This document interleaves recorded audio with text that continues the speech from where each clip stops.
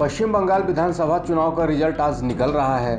बंगाल चुनाव के 8 चरणों की वोटिंग के बाद 2 मई का सभी को इंतजार था और आज वो तारीख आ गई है।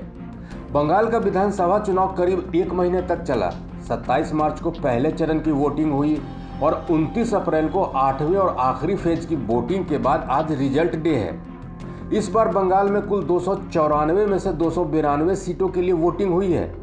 जंगीपुर और शमशेरगंज विधानसभा सीट के एक कैंडिडेट की कोरोना संक्रमण के मौत के बाद यहां चुनाव रद्द कर दिया गया था। अब इन दोनों सीटों पर वोटिंग की तारीख 16 मई तय की गई है। इस बार हॉट सीट नंदीग्राम पर सभी की नज़रें हैं। नंदीग्राम समेत 5 ऐसी सीटें भी हैं जिस पर सभी की नज़रें हैं। इसमें आसनसोल दक्षिण का नाम भी शामिल है।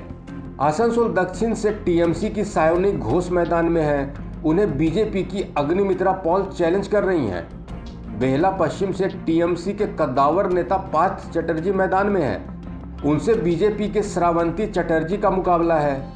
टॉलीगंज से टीएमसी के अरूप विश्वास मैदान में हैं।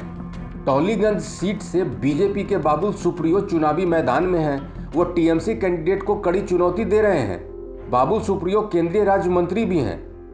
नंदीग्राम से ममता बनर्जी मैदान में हैं।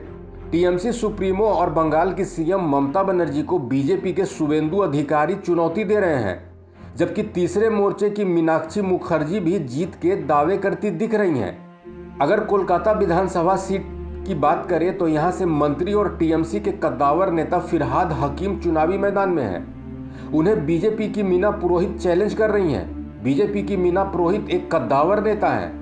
इस बार बंगाल चुनाव में टीएमसी 290 सीटों पर चुनाव लड़ी थी, जबकि लेफ्ट समर्थित गठबंधन में आईएसएफ को 26 सीटें मिली थी।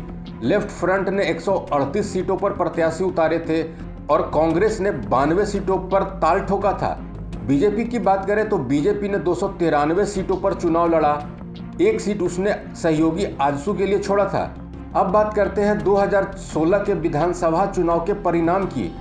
2016 में टीएमसी ने 203 सीटें जीती थी। कांग्रेस के खाते में 44 सीटें आई थी। सीपीआईएम 26 सीटों पर जीती थी, जबकि बीजेपी मात्र 3 सीटों पर जीतने में सफलता हासिल की थी। बंगाल चुनाव के रिजल्ट के बारे में अंदाजा लगाया जाता है कि दोपहर बाद तक स्थिति साफ हो सकेगी। बंगाल चुनाव के रिजल्ट की हर अपडेट के लिए बने रहिए हमारे साथ। प्रभातखबर.com, विश्वास वही, रफ्तार नहीं।